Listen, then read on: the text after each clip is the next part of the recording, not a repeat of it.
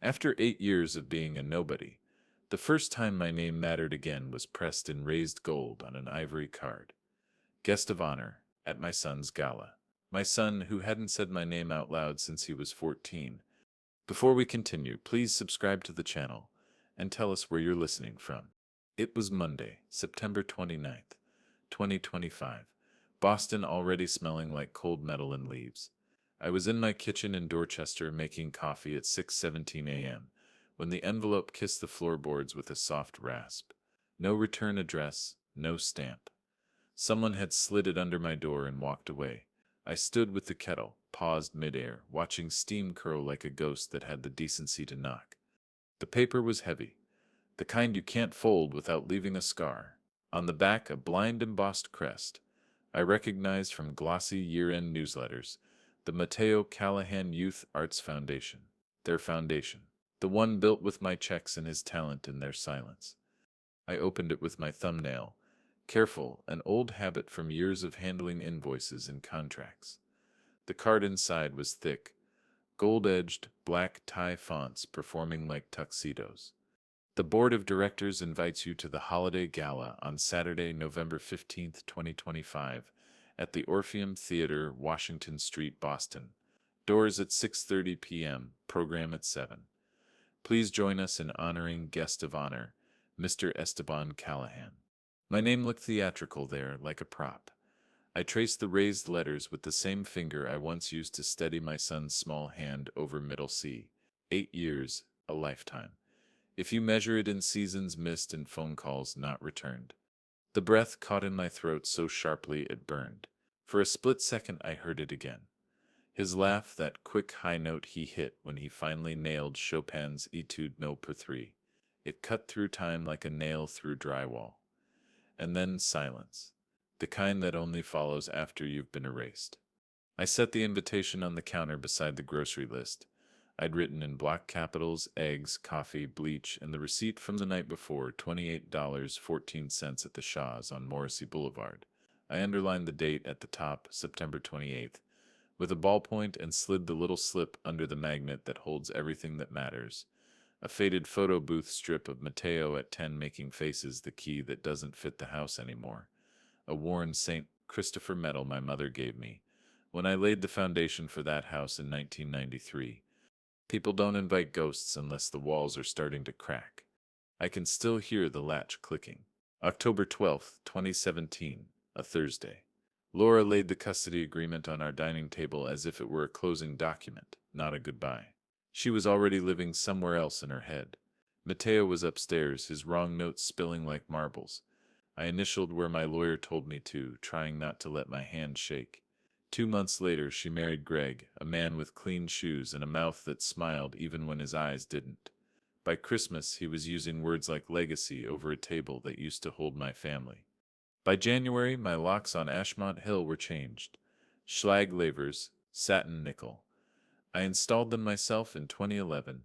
The service invoice said rekey, as if a key was the problem.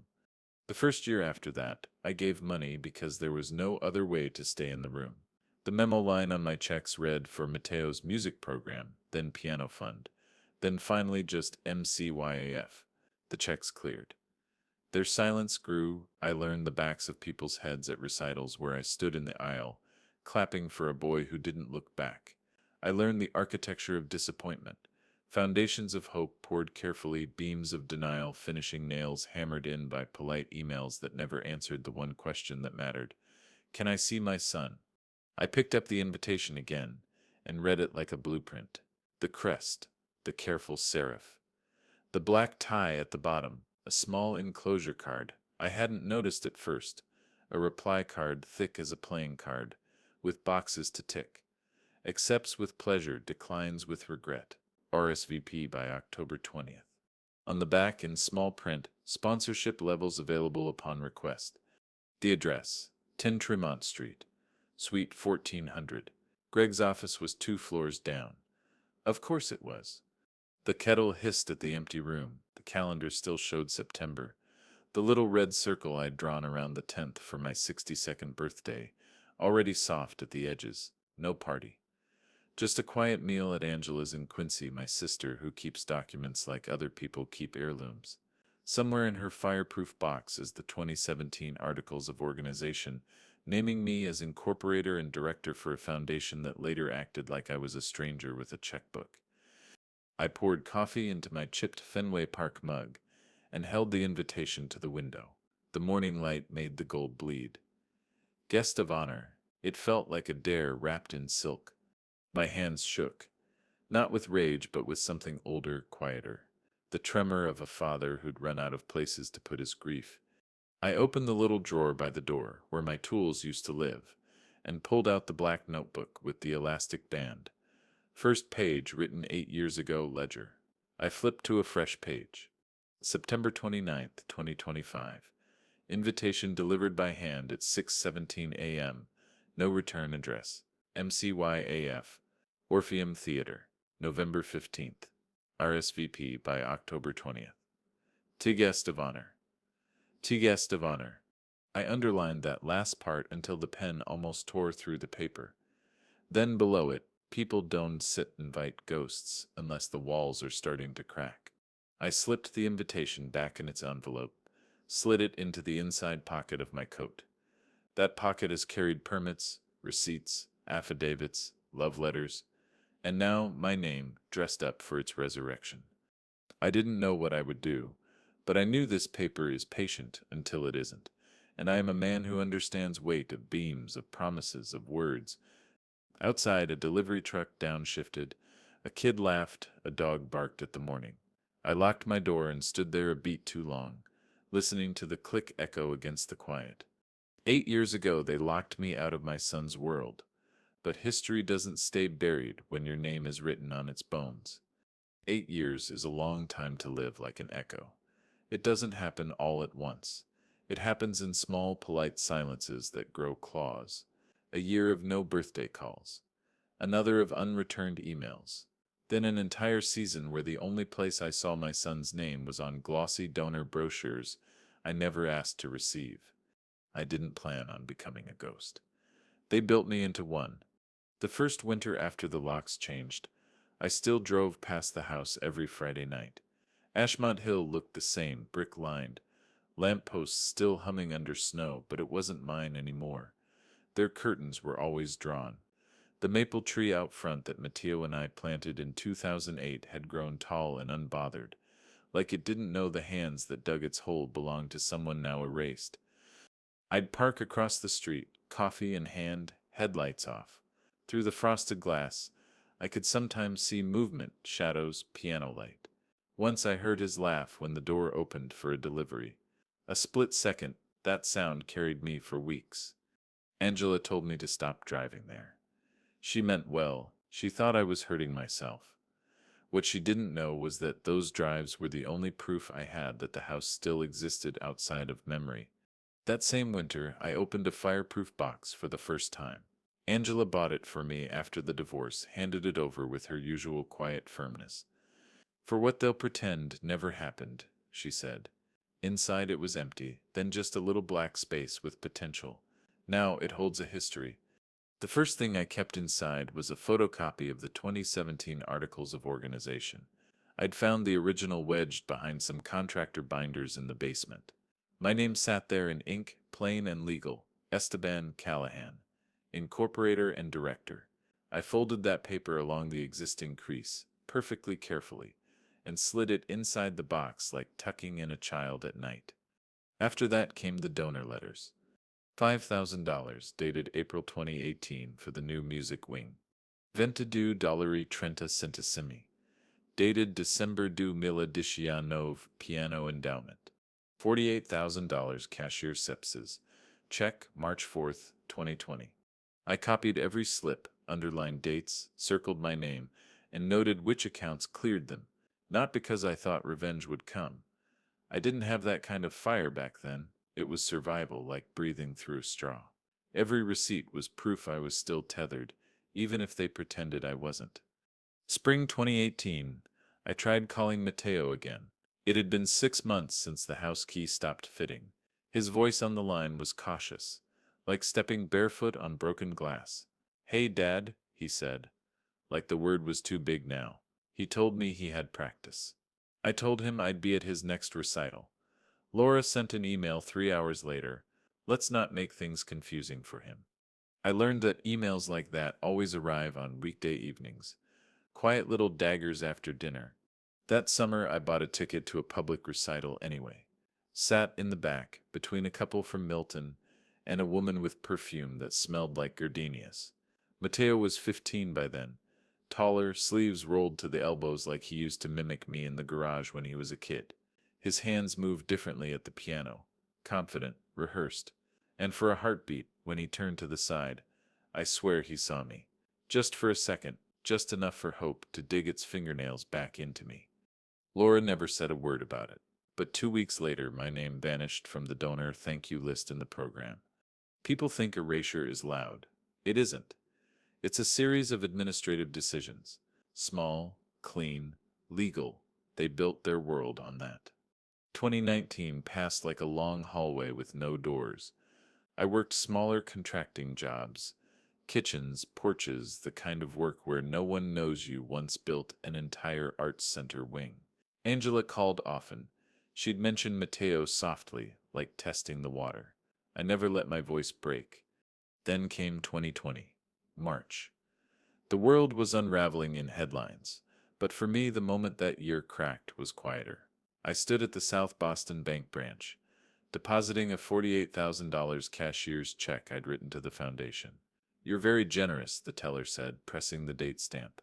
March 4th, 2020. I smiled like a man giving away something small, not the last piece of his retirement cushion. That night, I watched an email ping through, "Thank you for your support. Your contribution helps us honor the Callahan legacy." My name finally visible, just not my presence. I wasn't part of the legacy. I was the legacy they built around like scaffolding. They planned to paint over later. Mateo's face became something I saw on paper more than in person. Brochures, newsletters, articles about community impact. Greg's hand on his shoulder in photographs. Their narrative was clean, curated as if I had never existed. Angela kept reminding me, builders don't forget their foundations. She meant it literally and metaphorically. She scanned every donor slip, labeled them, and kept one copy at her house. One in mine, one with Ben, the only lawyer who never treated me like a liability. Every document had a twin, sometimes a triplet. We treated the truth like a structure, load-bearing, airtight. Late 2021, I walked by the foundation's new building at dusk. The lights were warm, music bled through the glass doors. I stood across the street and listened to Mateo play, not because I could see him, but because I knew the phrasing of his fingers. Some fathers recognize their children's voices. I recognized his chord progressions. I never told anyone that night was the first time I almost knocked on the door. My hand hovered over the cold metal of the handle. But what stopped me wasn't fear. It was dignity. The same dignity Laura tried to strip away on a Thursday in 2017. I became an observer in my own story. That's the worst part of erasure, not the absence, the watching. I collected the newsletters, the press releases, the smiling gala photos where I existed only in the unseen concrete under their stage.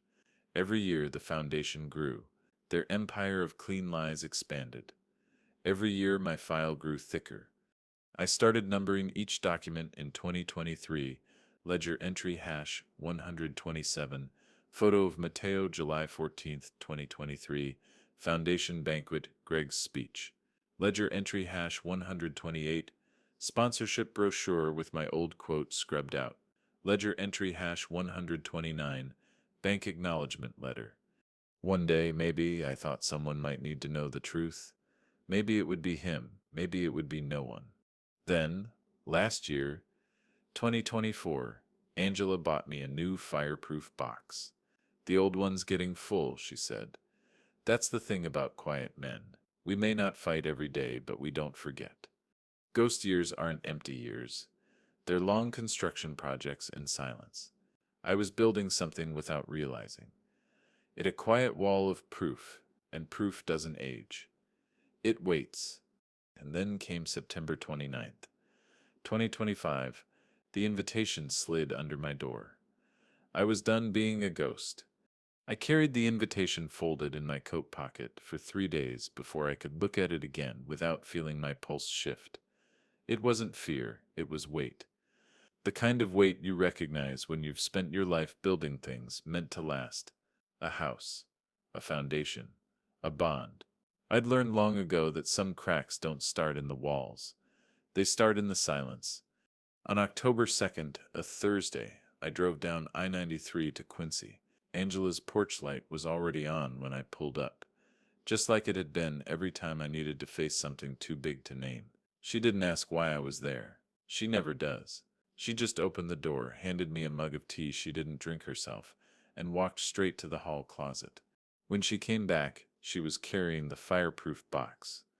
Not the new one she bought in 2024, the original. The one that's dented on the corner from the night I dropped it in the garage when I thought I'd never need it again. She set it on the kitchen table like a loaded gun. I didn't open it right away. I traced the dent with my thumb, remembering the night I almost threw it away, the night I convinced myself that silence was safer than fighting people who'd rewritten my story. But that's the thing about builders. We don't throw away the blueprint. We keep it, even if the house burns.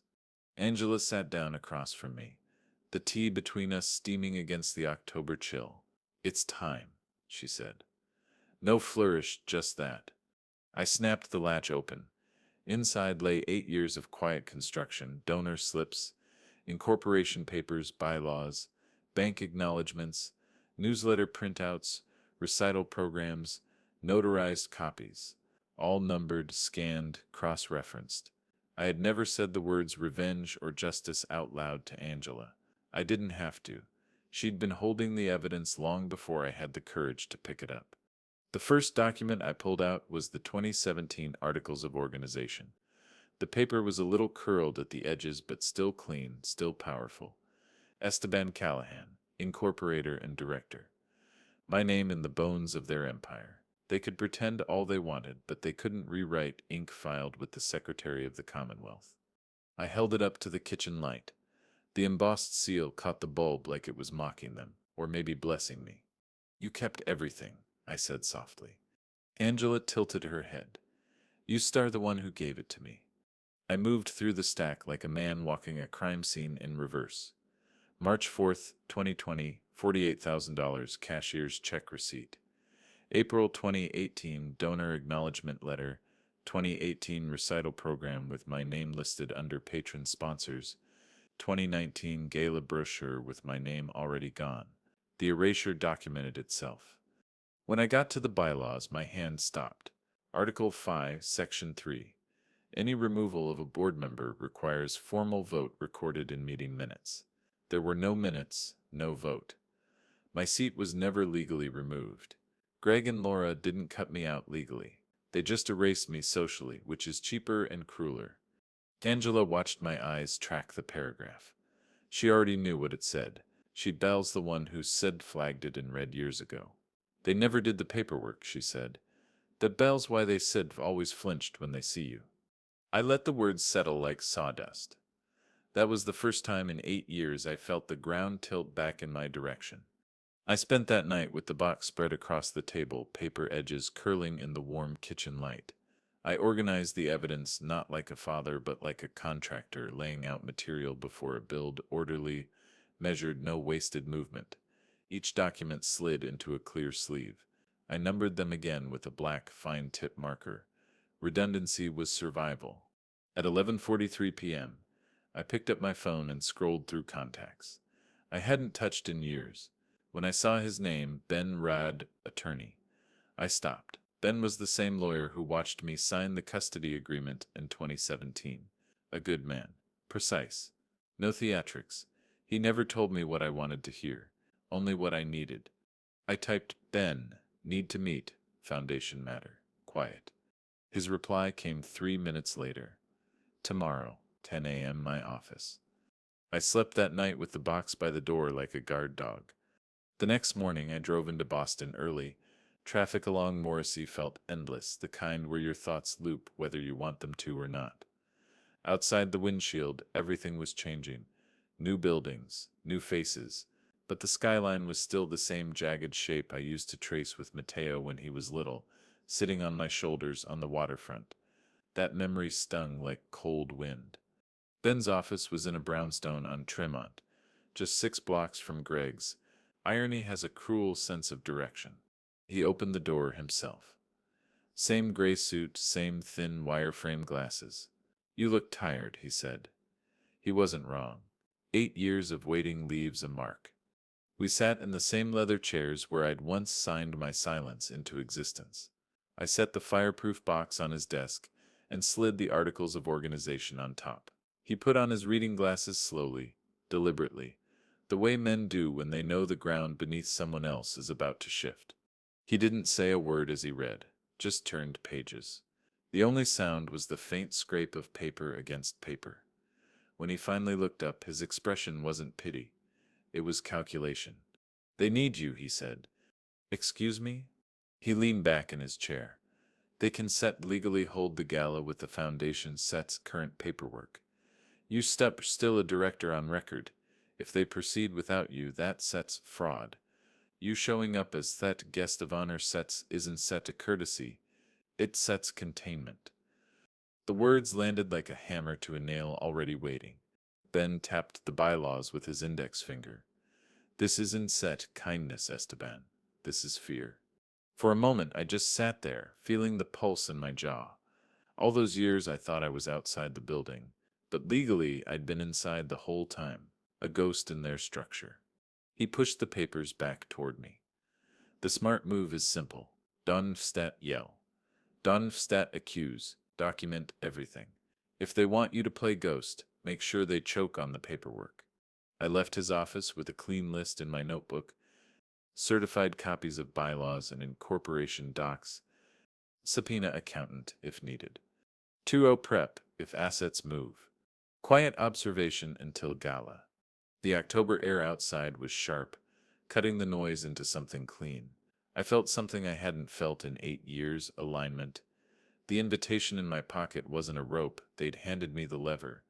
That night, I cleared the table in my kitchen, laid out every document in sequence, and started mapping the story like blueprints on a drafting board. Date, amount, action, consequence. No one would be able to say they didn't know. No one would be able to rewrite it again. Matteo's old watch sat beside the papers, ticking like it had been waiting for this night too. It still fit my wrist. It still kept perfect time. I stared at the gold-edged invitation one more time. 8 years ago, they erased me. Now they'd invited me into the one place they couldn't keep me out of, their own legal foundation. I whispered to the empty room, not out of drama, but because sometimes a truth deserves to be spoken out loud. They built this on my bones, and I see I'm coming home. Ghosts don Setnock when they have keys. October 8th, 2025. The morning air in Boston had turned that kind of crisp that smells faintly of wet stone. I drove down to the Charles River, parked by the bridge, and sat in the truck with the engine off. The invitation lay on the passenger seat, edges starting to soften from being handled too much. Paper looks harmless until you understand what it can do. One sharp edge and it can bleed you. By then I had the bylaws memorized. I could close my eyes and see every line, every clause. Article 5, Section 3 had become a drumbeat in my head. No legal removal, no vote. My name never left the structure. I wasn't a guest. I was the foundation. At 9:42 a.m., I dialed the number printed on the bottom of the gala invitation. A woman answered, smooth and polite, the kind of voice trained to make problems sound like formalities. Matteo Callahan Youth Arts Foundation. This is Dana. Hi, Dana, I said, my voice steady. This is Esteban Callahan. There was a tiny, imperceptible pause. Paper cuts don't scream, they whisper. Oh. Of course, Mr. Callahan. How can I help you? As Palm calling regarding the gala? As Palm the honoree? The word felt bitter in my mouth, like metal. Yes, she said quickly. We's thrilled you. Set'll be there. I leaned back in the seat. I sipped like a copy of the current donor summary and sponsorship breakdown, standard for board review. Another pause. This one was imperceptible. Board review, she echoed, careful. Yes, I said. As incorporator and director of record. She exhaled softly, the way people do when they realize the floor just moved under them. One moment, please. I listened to the hold music, cheap piano loops pretending to be elegance. I stared out at the water. A rower glided past in the distance, arms cutting through the morning like the world wasn't tilting somewhere else. When Dana returned, her voice was a little tighter. Mr. Callahan, I said'll need that summary by noon, I interrupted gently. And the last 3 years Cesta sponsorship records, too. Email works. Yes, of course, she said. I said I'll have accounting send it. I ended the call. No threats, no theatrics. Paper cuts work best when no one sees the blade. The email landed at 11:16 a.m. Subject Gala Donor Summary Requested. Attached 3 PDFs. The first was a line-item donor list for the gala. $312,400 in contributions traced to my name over the years. $148,200 of that went directly into the building fund that bore their name. There it was, clean, neat, and now in my inbox where it belonged. I printed it out on my old inkjet at home. The sound of the printer stuttering through paper felt louder than usual. Each page slid out like evidence in a slow trial. I numbered them in the top right corner, 210, 211, 212, each number a nail in the frame of their little glass kingdom. By 2 p.m., I was sitting in Ben Sipp's office again. He read the donor summary slowly, mouth tightening as he scanned the figures. This isn't Sipp's just money, he said. This is control. He reached for a legal pad. We file a verified complaint in Suffolk Superior. Request a TRO, temporary restraining order on discretionary use of funds until accounting is clean. And we notify the AG Charities Division. It sounded clinical, like talking about pipes and valves. But to me it felt like oxygen after years underwater. I said I'm not suing them, I said quietly. Don looked up. No, you stare holding them accountable. There's stips a difference. I nodded. Good. He leaned back in his chair. Esteban, they built their entire image around being untouchable. They think this gala is a coronation. We're still gonna make it a deposition with chandeliers. That made me laugh. The first real laugh in years. It felt foreign in my mouth but solid in my chest. We spent the next 2 hours drafting, every claim tied to a document, every document tied to a date, no speculation, no empty threats. The verified complaint was 15 pages long by the time we finished. My name sat at the top as plaintiff, a word I never thought I'd see connected to myself. Before I left, Ben handed me a printed copy in a manila folder. This goes out tomorrow morning. It sets clean. I ran my hand over the cover. Clean. I liked that word. The next stop was less clean. I drove to Greg Sipp's downtown office, not to confront him yet, but to deliver something. When I walked into the lobby, the receptionist looked up with that polished, rehearsed smile. Can I help you? Yes, I said calmly. Please make sure Greg Donovan receives this RSVP. I handed her the gold-edged card. Esteban Callahan. Accepts with pleasure. Her eyes flickered for just a second. Maybe she recognized the name. Maybe she'd been coached not to. It didn't matter. I walked out before she could say anything. That night, the October air bit at my face as I crossed the bridge back toward Dorchester. Streetlights flickered against the water.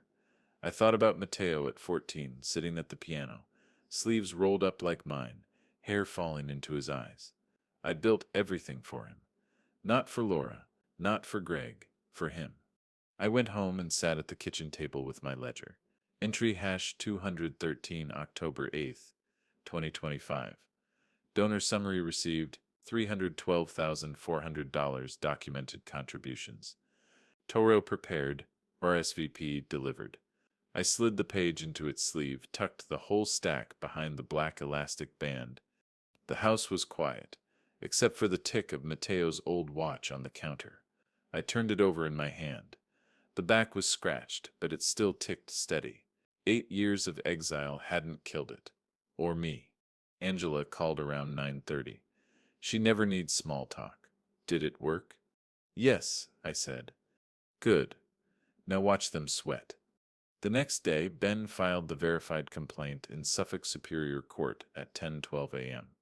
The stamp on the copy read October 9th, 2025. At 11:03, the AG Charities Division received notice. Paper trails don't lie. They also don't wait. By 3 p.m., Dana from the foundation called me back. Her voice had lost its polish. Mr. Callahan, Greg, and Laura would like to meet to clarify some things. No, I said. Sir? I shall see them at the gala. The silence on the line was the sound of controls slipping. I spent that weekend sanding the porch railing at Angela's house, letting the rhythm of the wood against sandpaper quiet my head. That's what builders do when the world is about to shift. We make something smooth. The weather smelled like wet pine and iron. Leaves stuck to my boots. My mind replayed the words Ben had used, deposition with chandeliers.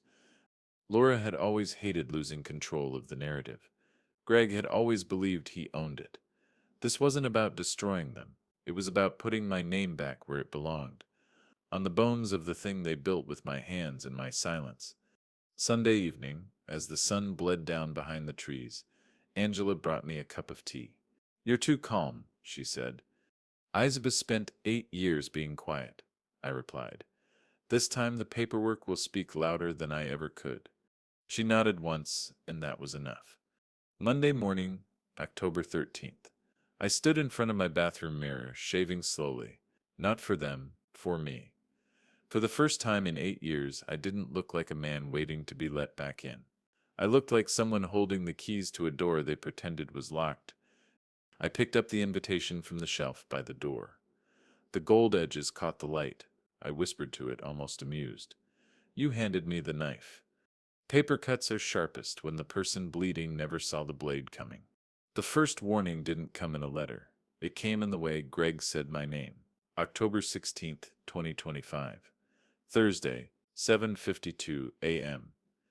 I was sitting in my truck outside the Quincy lumber yard, nursing burnt coffee in a paper cup when my phone buzzed. Unknown number, but the moment I heard the way he stretched out the E in Esteban, I knew. Esteban, Greg said.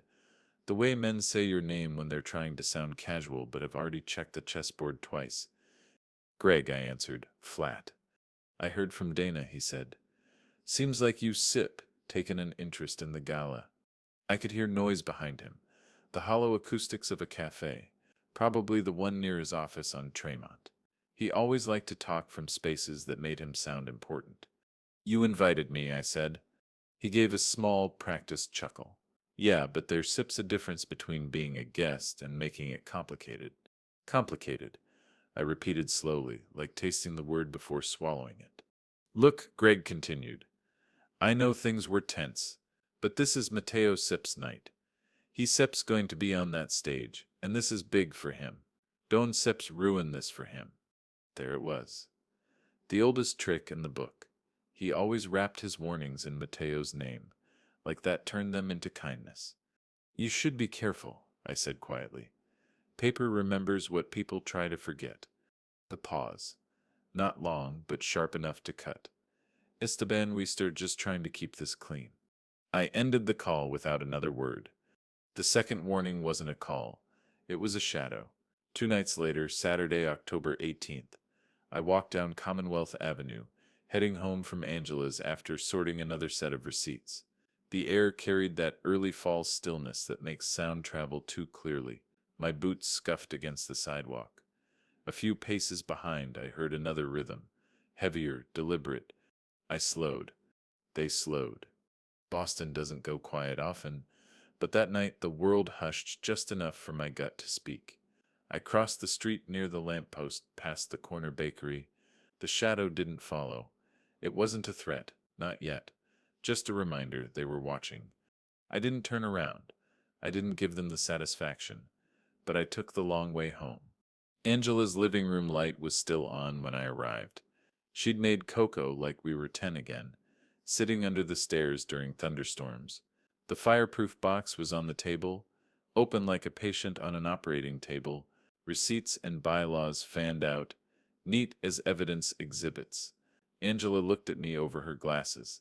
They called, didn't they? Greg. Her mouth twitched. Of course.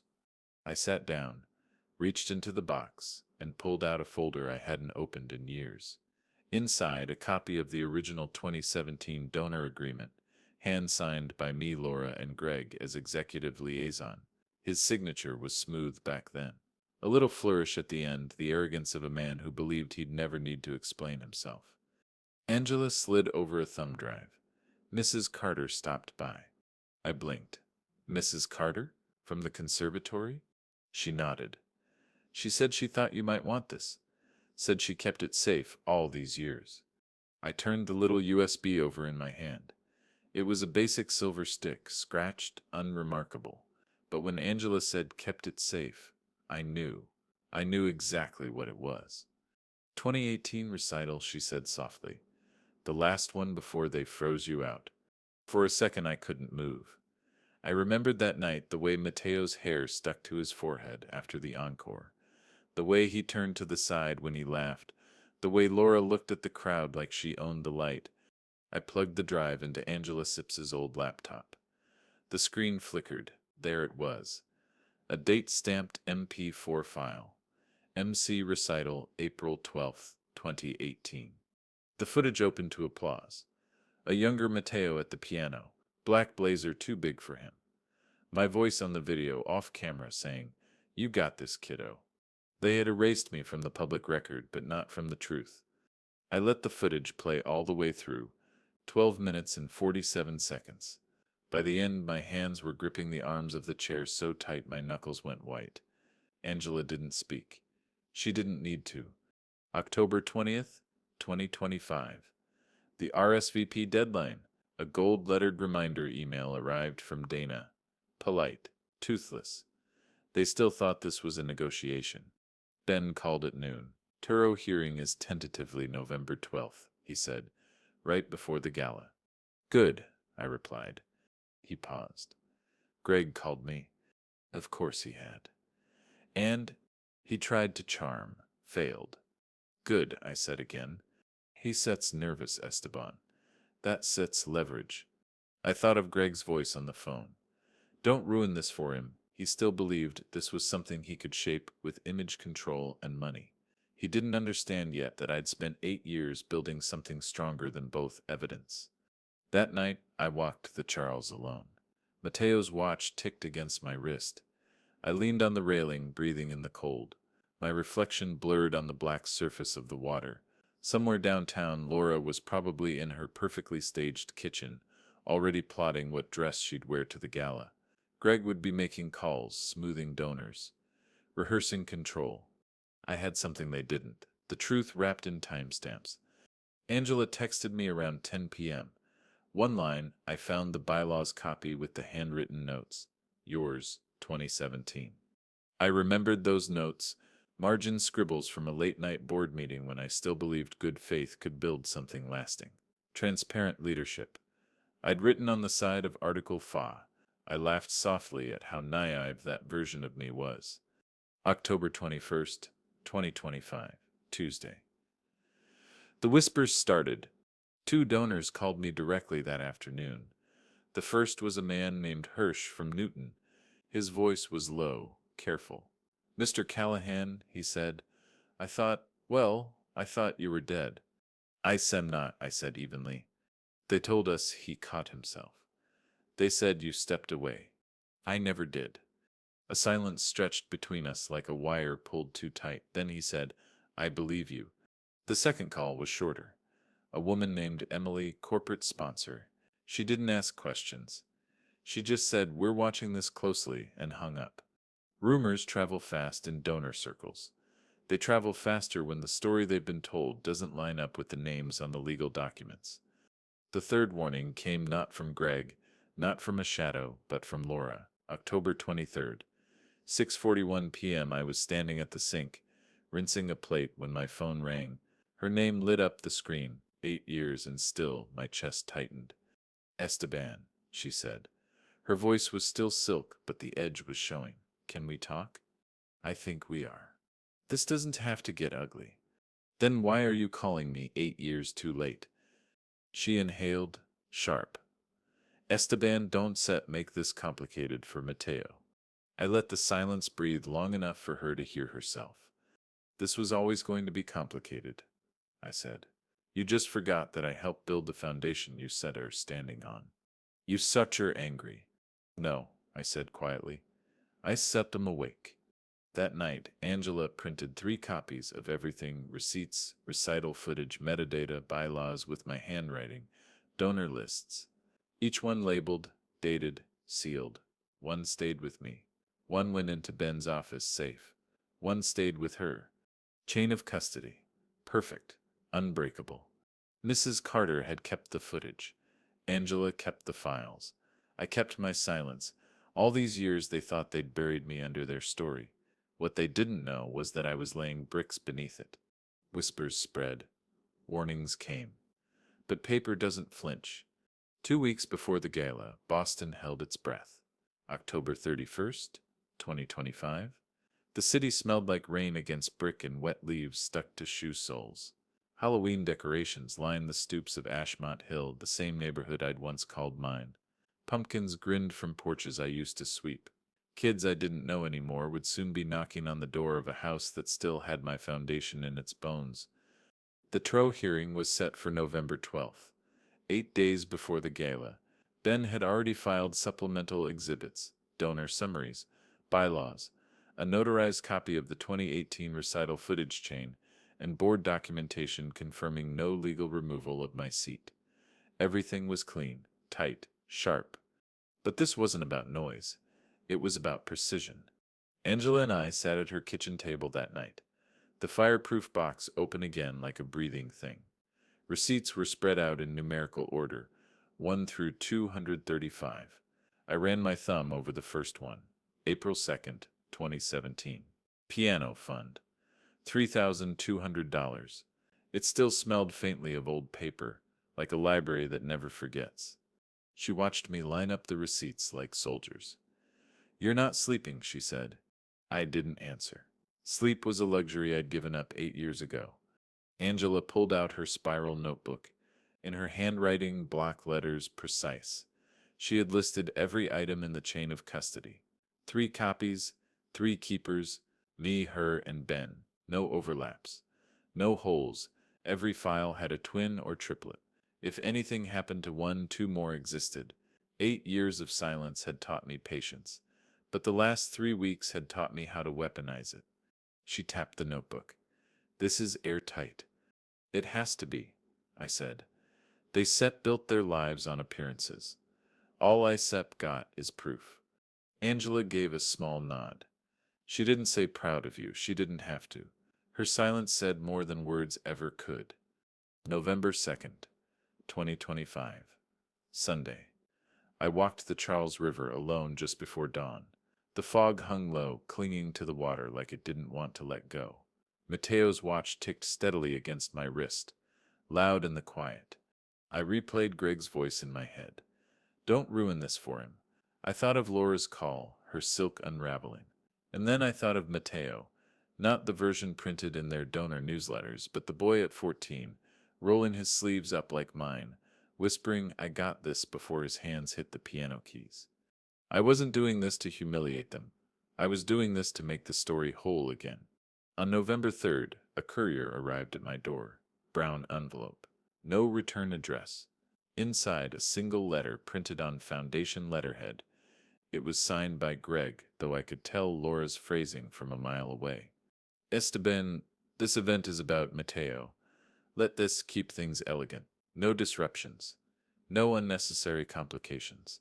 Let the past rest where it belongs. No disruptions." I smiled, folded the letter in half, and slipped it into the ledger behind entry #238. It wasn't the threat they thought it was. It was a timestamp. Later that afternoon, Ben called. Lorisef's camp reached out. "What did they offer?" I asked. "Front row seating, private acknowledgement at the gala." A few carefully chosen words in the program. His voice was dry, like a trophy on a shelf. "They still don't get it," I said. "They will." November 5th, Wednesday. A storm rolled into the city overnight, one of those raw New England rains that makes everything smell like iron. I drove to Ben's office early that morning. He had two thick folders waiting for me, one with the TRO filing packet and supporting affidavits, the other with the AG Charities Division correspondence. He flipped through the papers slowly. They sit rattled. We had two calls from their attorney already. They wanted to resolve this amicably. I raised an eyebrow. Meaning they want it quiet. He smiled faintly. Exactly. But quiet doesn't set work in court. I traced my finger over the embossed Suffolk Superior Court filing stamp. October 9th, 2025. The date that tilted the playing field. Greg and Laura had spent 8 years writing a story in rooms I wasn't allowed into. Now every word had a counterweight. Ben leaned forward. Here sips the thing, Esteban. They thought you were invisible. That sips why they got sloppy. They left the structure intact because they didn't think you ever come back to claim it. They were right for a while, I said. But ghosts don't stay gone. The next day I met Angela at the small diner off Hancock Street. The same diner where 8 years earlier I'd signed the custody papers. Back then the coffee tasted like surrender. Now it tasted like steel. Angela slid a small, clear envelope across the table. Inside was the handwritten board meeting note from 2017, my margin scribble beside Article 4. Transparent leadership, shared stewardship. I stared at the loop of my own handwriting. You wrote this, she said softly. Yeah, I said. I was still a believer then. And now? Now I build differently. November 7th, Friday evening. The whispers grew louder. Donors began emailing Ben's office directly. Some curious, some cautious, some quietly furious. A corporate sponsor forwarded an internal thread that made me almost laugh. Who is this Esteban guy, really? One exec wrote. Founder. Legally still bored, someone else replied.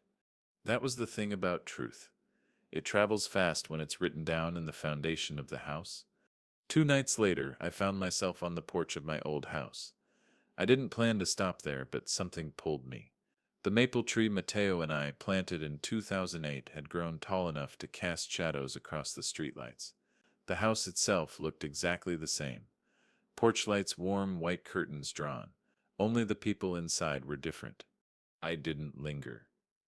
I didn't need to. I already knew where my name lived now. In the records. In the law. In the truth. But I did look up at Mateo's old window. A single lamp was on. I wondered if he'd be there that night. I wondered if he'd see me in the shadows and know. November 9th, Sunday. Angela and I finalized the documentation binders. 3 identical sets, each one containing Certified Articles of Organization 2017, Bylaws with original margin notes, Donor Summaries 2017-2025, Recital Footage Chain of Custody, TRO Filing Packet and AG Notices, Transcript of Donor Calls and Statements. We laid them out on her dining table in perfect symmetry. Angela's house smelled like lemon oil and paper. I numbered the spines myself. 1 of 3, 2 of 3, 3 of 3. This feels final, Angela said quietly. No, I replied. This feels like the beginning. The city was cold that night. I walked the Charles again, this time with no weight in my pocket except the watch on my wrist. The silence wasn't heavy anymore. It was coiled, ready. Laura's empire was built on performance. Greg's on charm. Mine on the bones they thought they'd buried. And bones don't rot when you keep them in the light. 8 years of whispers. 2 weeks of pressure. 4 days until court. The silence before the storm isn't weakness. It's breath, and I'd been holding mine for too long. November 15th, 2025. Saturday night. The city glowed like it knew something was about to happen. Boston has a way of holding its breath. When history's about to shift, a hush before a storm, a pause before the first chord in a piece you've rehearsed too long. I stood on the sidewalk across from the Orpheum Theater, invitation in hand, tuxedo older than the lies they told, and breathed in the cold air. The street was cordoned with velvet ropes and rented smiles. Photographers clustered like moths to the gold-lit banners that read Mateo Callahan Youth Arts Foundation Annual Holiday Gala. The facade gleamed with fresh paint and money. My son's face was printed floor to ceiling on two banners hanging from the theater columns. 22 years old now, bow tie. Smile, piano in the background. He looked like the man they raised him to be, and the boy I never stopped being a father to.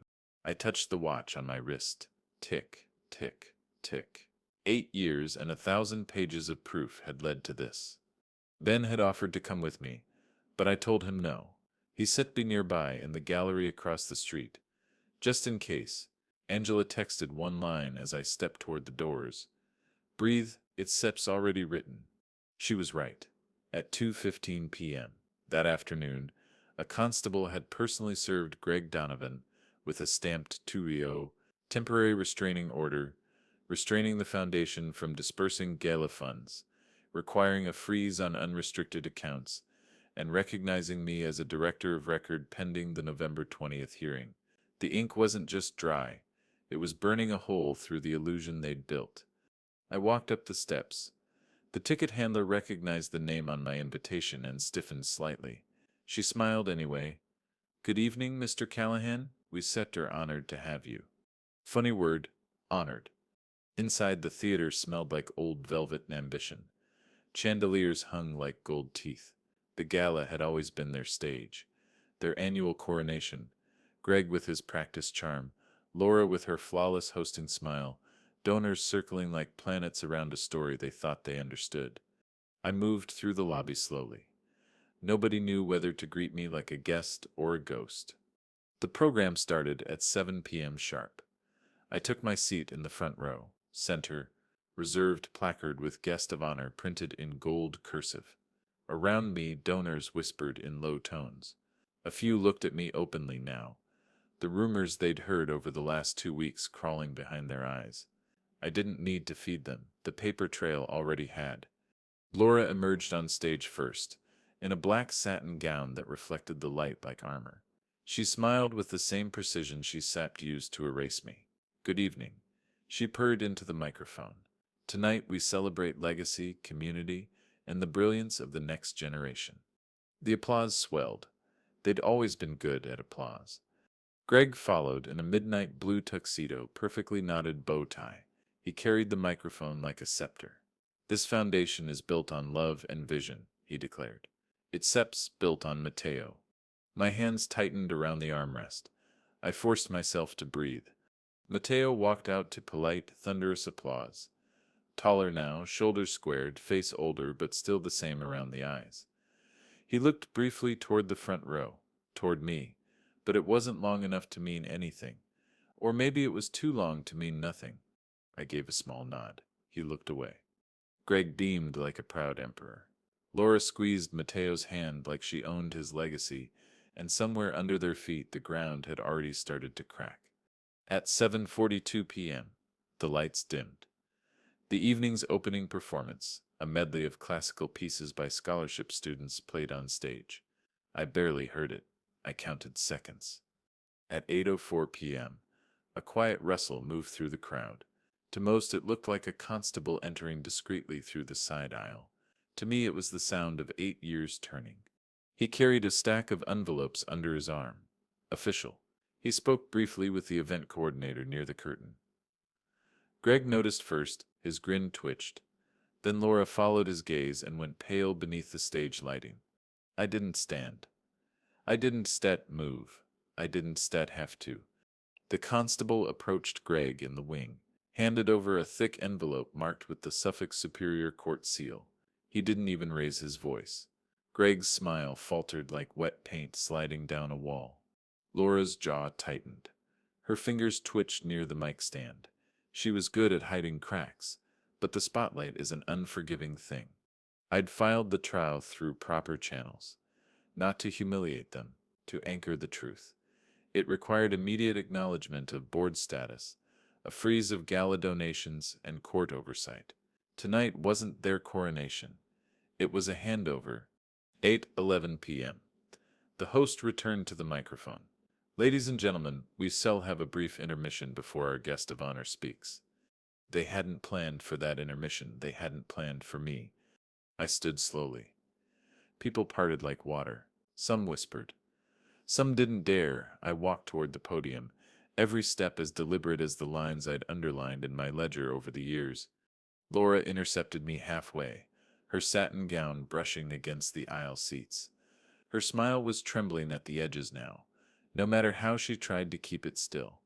Esteban, she hissed softly. Don't step to this. I stood not doing anything, I whispered back. The truth already did. Greg appeared behind her. His face was stone under the chandelier light. This is about Mateo. It always was, I said. And then I kept walking. The microphone was warm. It smelled faintly of stage dust and nerves. The crowd settled like a tide drawing back. Good evening, I began. My voice was calm, not rehearsed, lived. I was invited here tonight as guest of honor. A title that looks elegant on paper. But what isn't set printed in gold ink is that 8 years ago I was erased from this stage, from this foundation, from my son Sep's life. A hush rippled through the donors. Even the chandeliers seemed to hold their light still. I reached into the inside pocket of my tuxedo and pulled out the folded copy of the tarot stamped and signed. I placed it gently on the podium. Paper remembers, I said. Even when people don't set. A projector flicked on behind me. Not part of their schedule, part of mine. Mrs. Carter's USB footage, authenticated and time-stamped, was cued by Ben's assistant from the gallery across the street. The screen lit up. April 12th, 2018. Mateo at the piano. My voice off camera. You got this, kiddo. The sound filled the hall, and in that moment the lie they'd built collapsed in silence.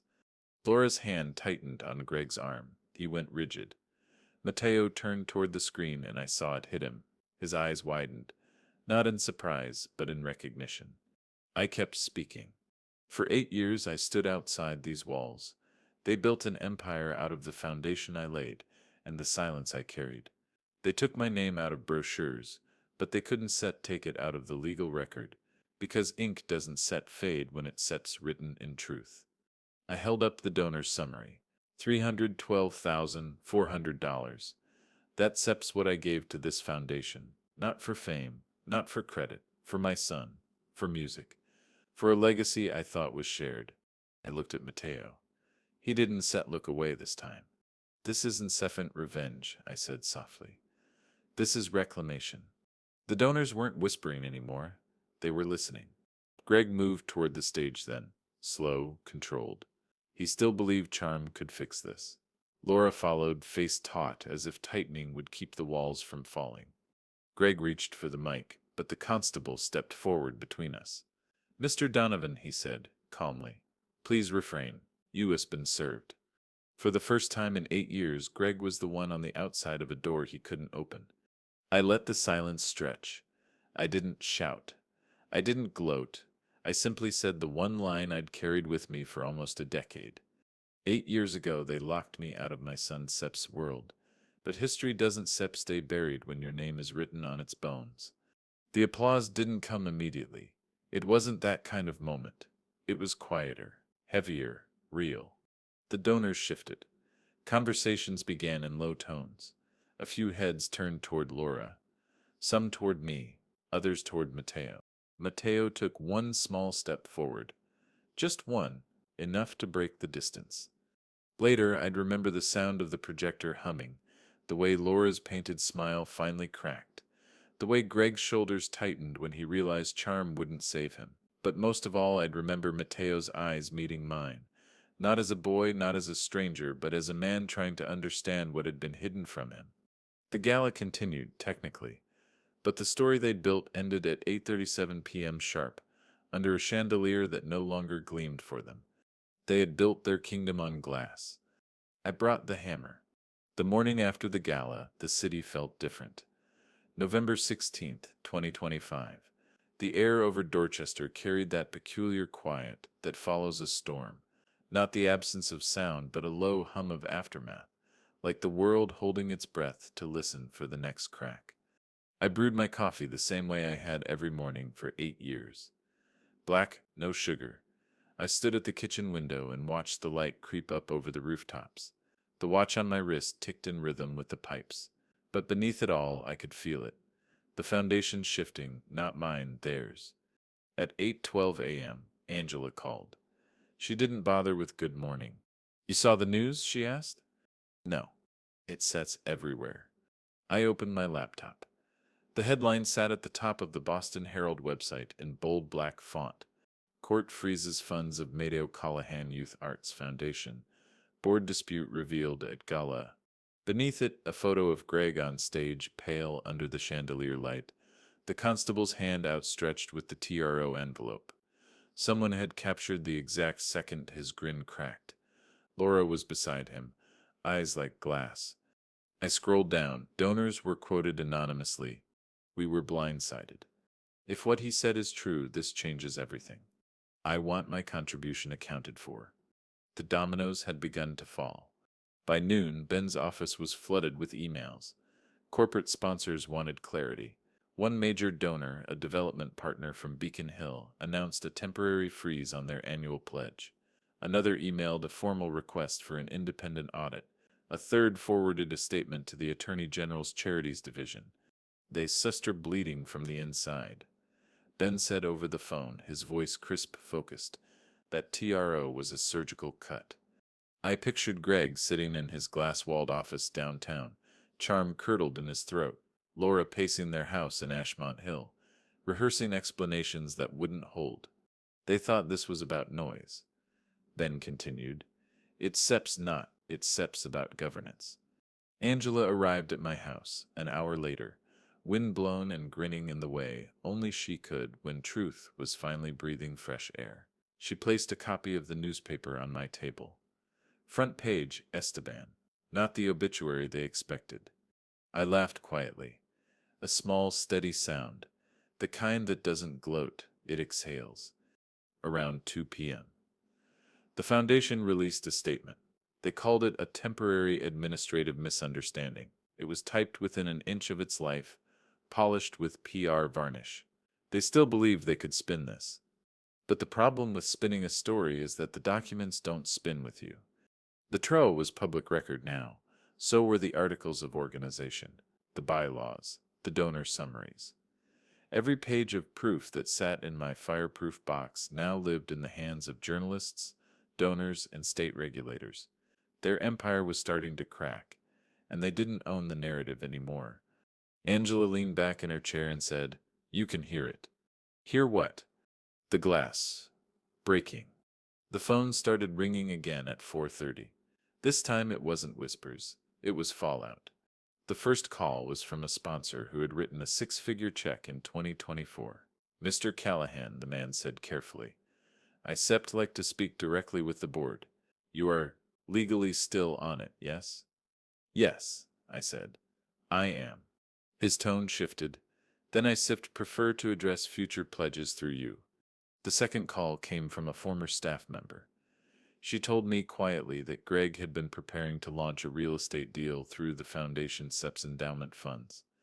He thought no one would question him, she whispered. He thought you were gone. I took notes. Date, time, name, ledger entry #254. The third call didn't come. It was a voicemail. Laura. Her voice the same silk from years ago, fraying at the edges now. Esteban, call me. We can fix this, please. I didn't call back. That night, I walked to Angela's porch with a thermos of coffee. It was colder than it had been in weeks. The maple tree outside my old house swayed in the wind. From this angle, the house looked smaller than I remembered. Maybe it was, or maybe power makes things seem bigger than they are when you don't have it. Angela handed me a blanket without a word.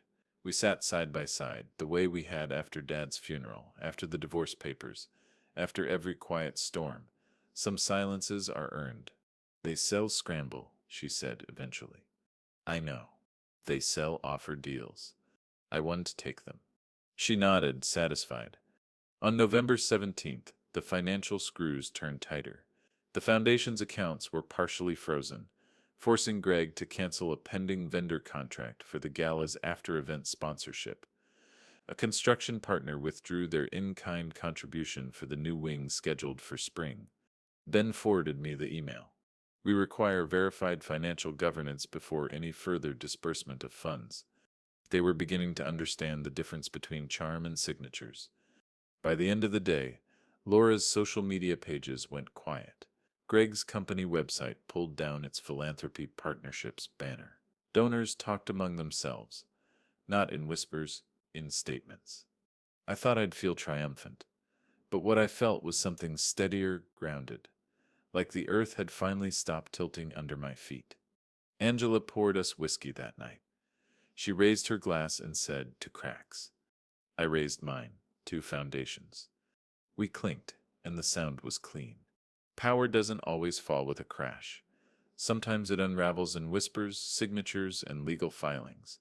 They'd spent 8 years building their castle out of glass and applause. All I did was hold up a mirror. By the third day after the gala, I didn't have to speak. I didn't have to fight.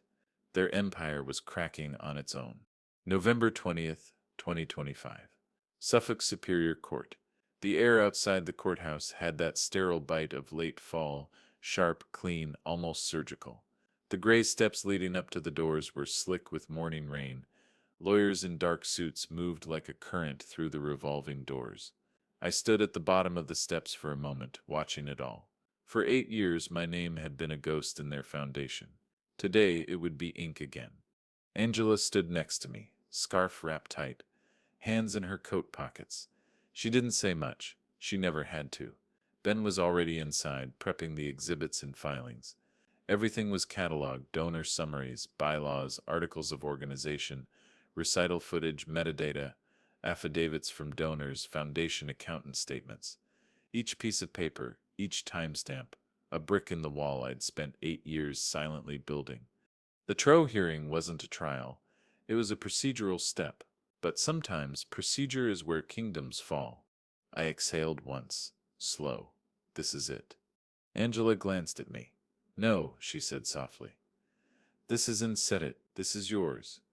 The courtroom itself smelled like old wood and disinfectant. The benches creaked under weight they'd carried for decades. Judge Harlan presided, mid-60s, glasses low on his nose. A man who didn't need to raise his voice to have it heard.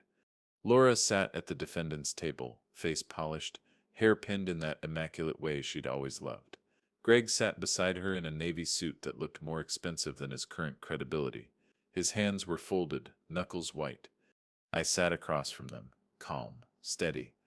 Not a guest, a director of record. Ben laid the evidence binder on the table with quiet finality. He'd been my lawyer for over a decade. He wasn't theatrical. He didn't need to be. His strength was precision. When the clerk called the case Callahan versus Donovan et al., Laura's posture straightened like she could fix reality with her spine, but reality had already been stamped and filed. The judge began by reviewing the tarot. His voice was measured, the cadence of someone who'd seen empires rise and fall between these walls.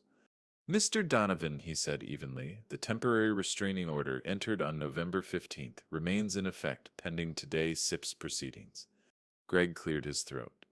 "Your Honor, we believe this entire matter has been overblown by—" Counselor Judge Harlan interrupted without looking up. "I set them not interested in rhetoric. I set them interested in governance." The silence that followed was delicious in a quiet, earned way. Ben rose, buttoning his suit jacket like a man assembling clean architecture. "Your Honor, the plaintiff is not here to destroy the foundation. He steps here to restore its legal structure." He held up the Articles of Organization.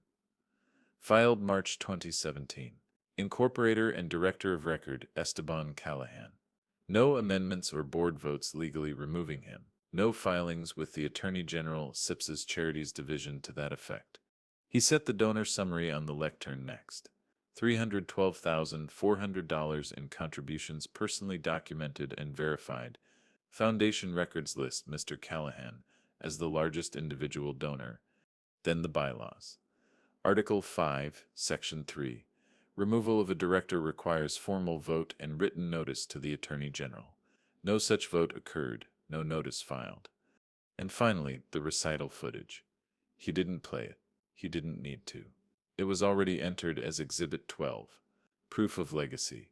Proof of presence. Ben Sett's voice remained calm, steady. The defendants have relied on Mr. Callahan Sett's silence, not legal process. Laura shifted in her seat, lips tightening. Greg stared straight ahead, jaw clenched. Their counsel tried to paint it as a misunderstanding, a clerical error, an unfortunate oversight. The words slid across the courtroom floor like oil, but the judge's expression didn't change.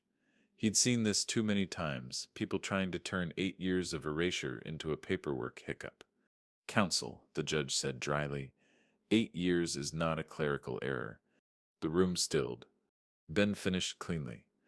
We ask that the Turo remain in effect, that Mr. Callahan Sips's board status be recognized immediately, and that an independent accounting be ordered to ensure donor funds were not misused. The judge adjusted his glasses, flipping through the filings.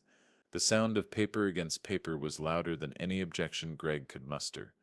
When the judge spoke again, his voice had the weight of something inevitable.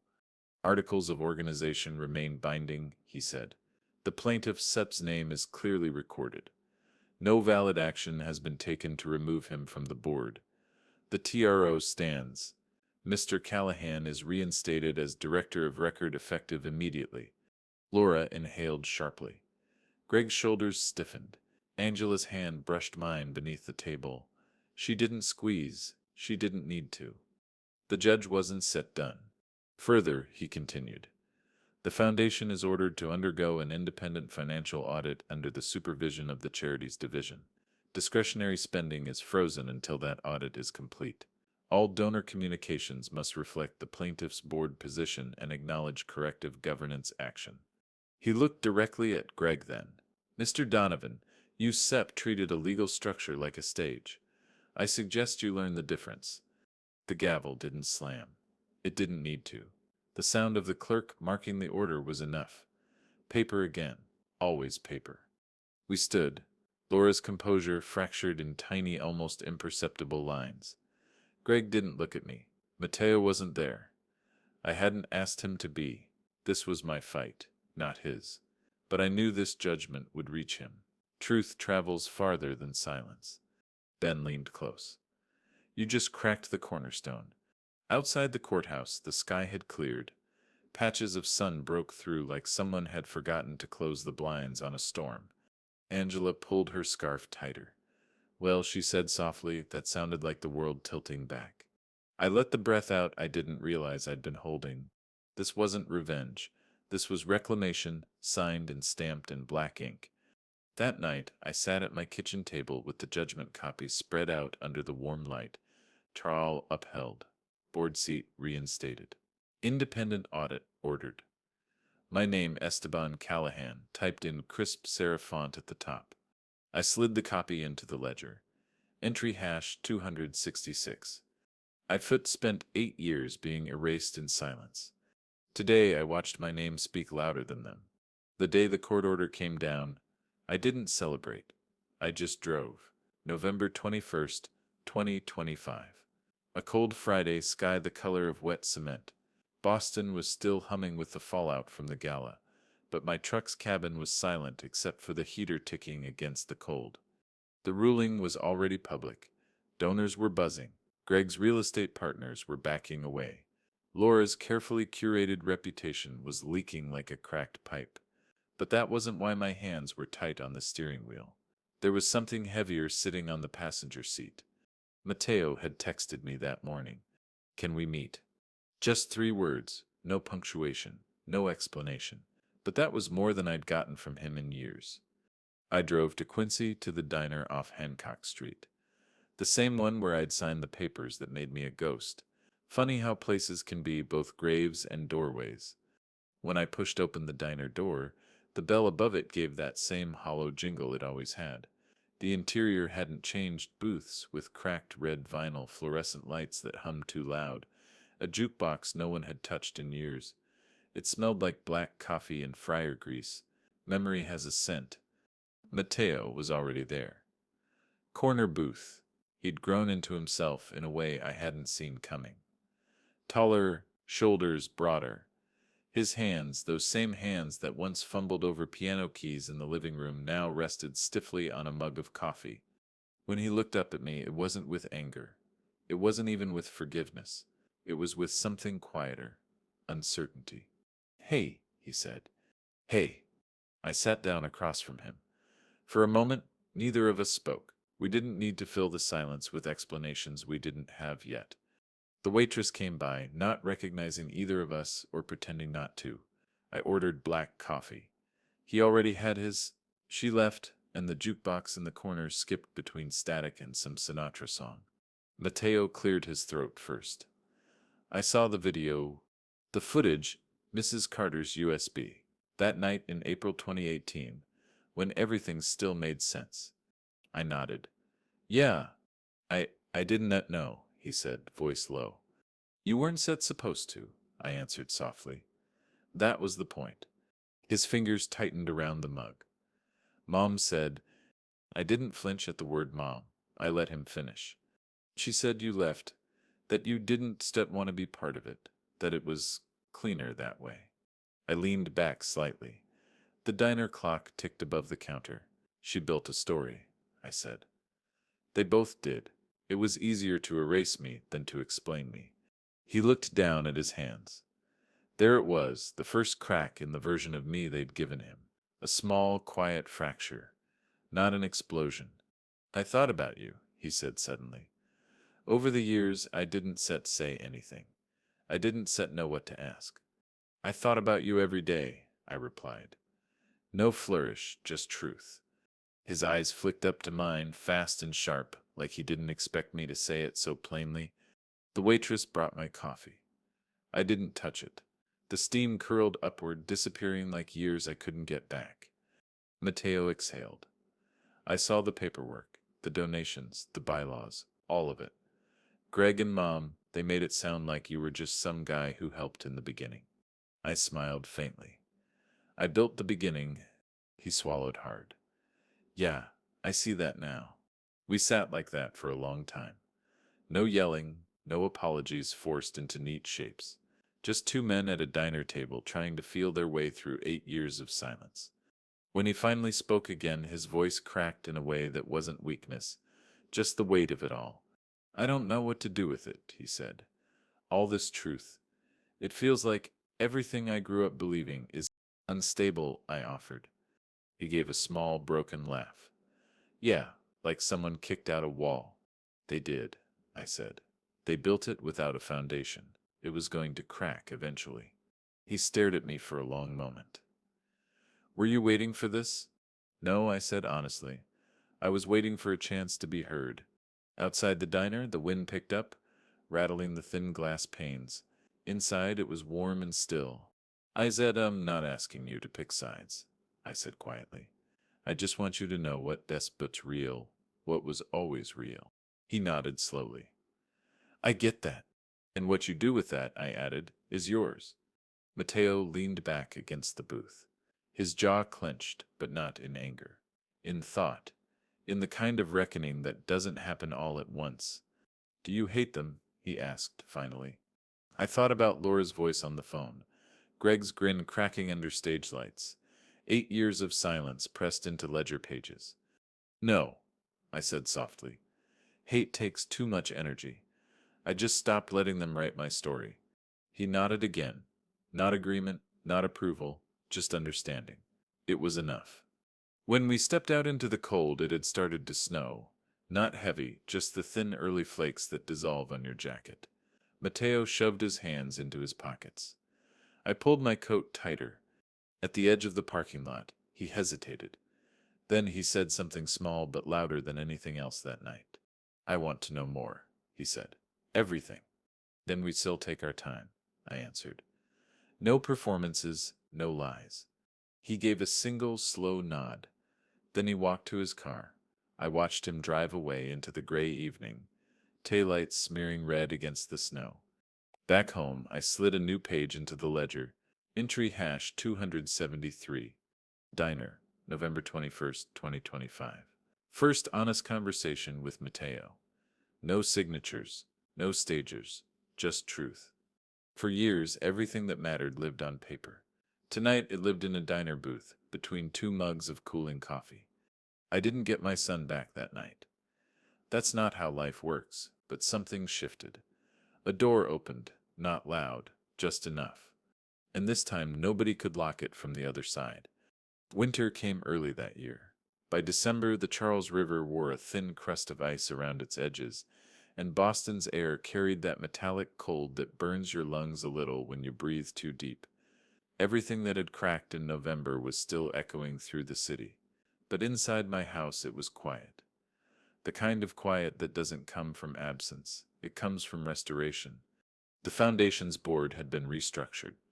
The state auditors had completed their preliminary review, and the reports were clear: discrepancies, mismanagement, and deliberate concealment. Greg was no longer a name on any document. Laura's resignation came wrapped in polished language about new opportunities and transitioning leadership. But the truth was simpler. Their power didn't survive the light. I kept the official letter from the Attorney General's Charities Division folded in the back of the ledger. Entry #289. Confirmation of reinstated board status. Audit results certified. Governance structure corrected. Clean paper. Clean ink. For the first time in 8 years, the foundation wasn't a weapon. It was mine again, not as a trophy, but as a homecoming. Mateo started visiting on weekends in December. It wasn't dramatic. It wasn't like some reunion scene where everything was suddenly fixed. It was quiet, deliberate. He'd show up with a backpack slung over one shoulder, sometimes wearing that same blue hoodie he'd had since high school.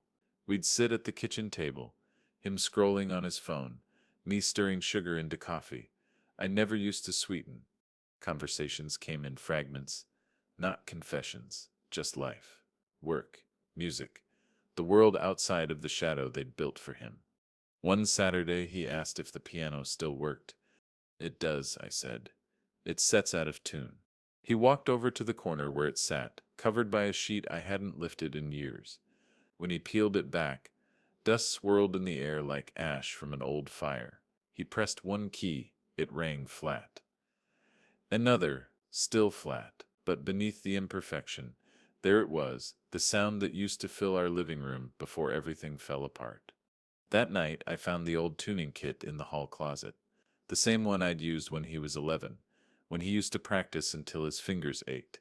He didn't remember how to tune, so I showed him slowly how to ease the pins, how to listen for the shift between dissonance and clarity. He looked at me sideways while I worked. "Why, Seth, did you keep it?"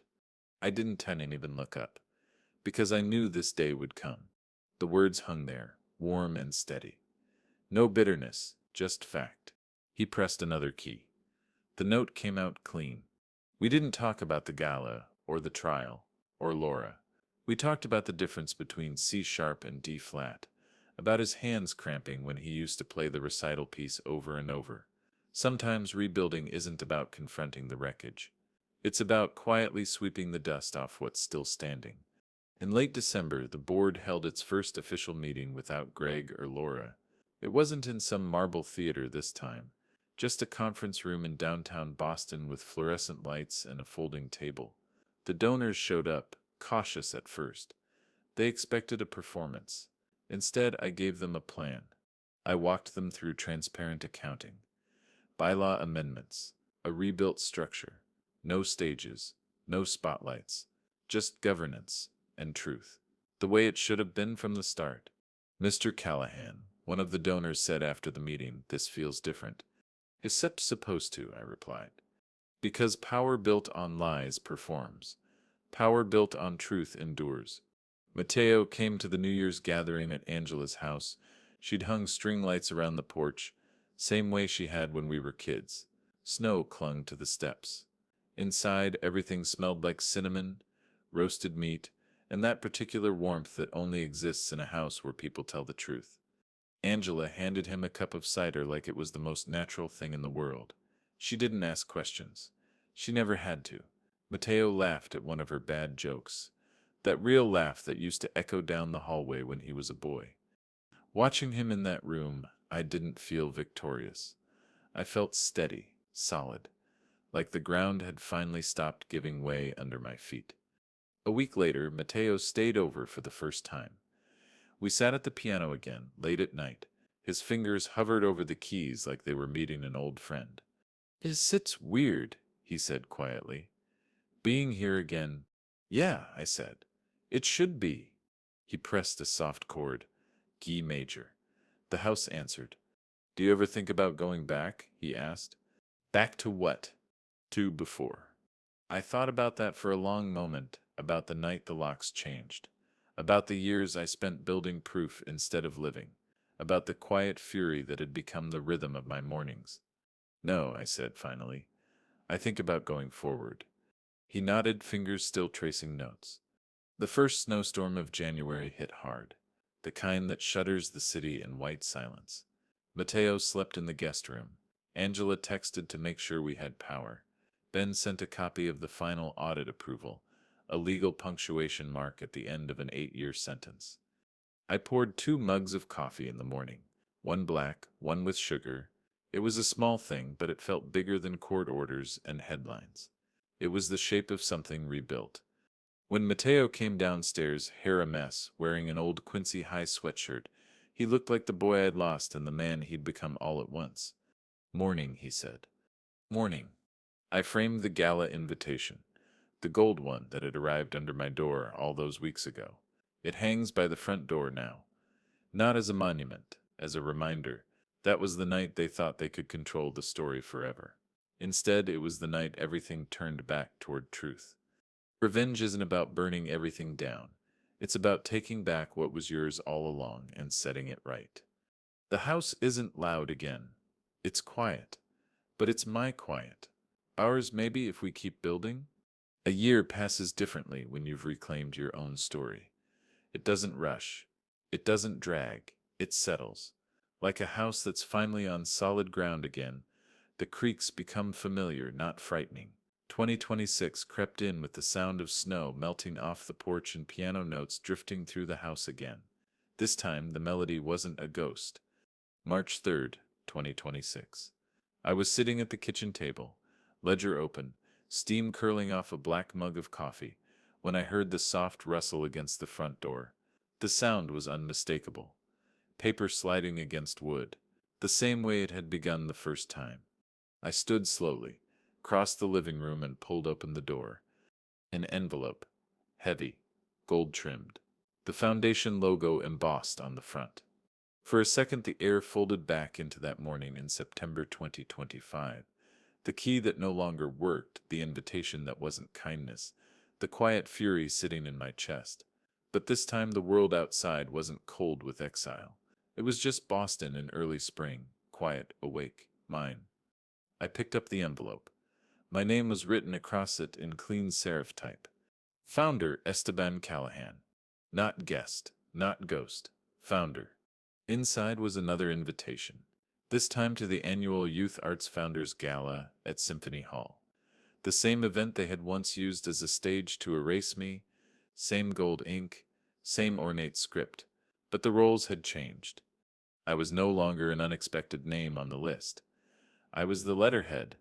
Angela walked in from the porch just as I was reading it. She took one look at my face and grinned. "Well," she said, "seems like the ghosts are on payroll now." I laughed. A real laugh, not the quiet exhale I'd lived with for years. I placed the envelope on the table, next to the ledger. "Funny," I said, "how something that used to hurt can turn into proof." The foundation had changed. The board meetings weren't theater anymore. Donor letters were transparent, not polished PR pieces. We had students on scholarship who'd never even heard Greg's name. Laura had left the state months ago. Florida, someone said, Greg had quietly settled with the AG's office and disappeared from public view. Their empire had turned to footnotes. But mine was steady, built on signatures, not whispers. Matteo started working with the foundation part-time in January. Music workshops, youth outreach, the kind of programs we used to talk about when he was still small enough to fall asleep against my shoulder after a recital. He didn't do it for me. He did it because he wanted to. That mattered more than any gala could. The night of the new gala arrived under a soft snowfall. Symphony Hall glowed like a lantern against the cold. Banners with the foundation's name hung from the columns. My name wasn't a secret anymore. It was printed on every donor program, every sponsor packet, every piece of the architecture they'd once used to erase me. I wore the same black suit I'd worn the year before, the same watch, but I wasn't walking into someone else's story this time. I was walking into mine. Angela walked beside me, elegant in a navy dress that made her look like the older sister who'd kept every storm at bay. Matteo followed a few steps behind, his tie crooked, hands shoved into his pockets. He hated formal wear, always had. "You ready?" Angela asked. "Yeah," I said. "This time I am." The moment I stepped through those doors, I could feel the difference. It wasn't that the music was louder or the chandeliers brighter. It was that no one looked through me anymore. They looked at me, and not because I'd forced them to, because the truth had become part of the walls. Ben was there too, standing near the stage. He didn't like these events either, but he appreciated clean victories. He lifted his glass slightly. I nodded back. It was our kind of handshake. The program was short. No grand speeches. Just acknowledgments, scholarship announcements, and a performance by students who hadn't yet learned how politics slither through philanthropy. I sat near the front, not at a reserved donor table, but among the board, where I'd belonged all along. Halfway through the event, Matteo leaned over and whispered, "I used to think this place belonged to them." "It did," I murmured, "until we reminded it who built it." He looked at me, really looked. The way you do when you're finally seeing someone as they are, not as they were described to you. Then he smiled, not the hesitant one from the diner, not the fractured one from years of distance, a steady, quiet smile. "I'm glad you didn't give up," he said. "I almost did," I admitted. "But builders don't forget their foundations." He nodded. "Neither do sons." After the gala ended, the hall emptied slowly. Snow fell harder outside, swirling in the light like sugar-dusting marble steps. Angela walked ahead to get the car. Matteo lingered by the doorway, looking back at the hall one last time. I knew that look.